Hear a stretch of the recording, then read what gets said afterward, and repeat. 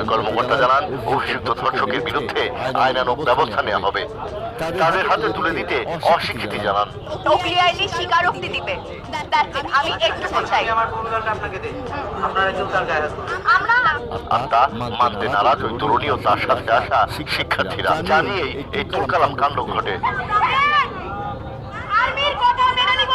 আর্মির গা থেকে এত সুন্দর ইউনিফর্ম খুলে এই কোথায় আসছে। সেনাবাহিনীকে সরে যেতে এবং থানা ঘেরাও করার আলটিমেটামও দেন তিনি। আমরা মারি না, আমরা বাইরে যাব না। জানিয়ে সামাজিক মাধ্যমে চলছে ব্যাপক আলোচনা সমালোচনা। কেউ সিথির পক্ষে, কেউ বা বিপক্ষে। তবে ফারজানা সিথির ভাইরাল হওয়ার ঘটনা এটাই প্রথম নয়।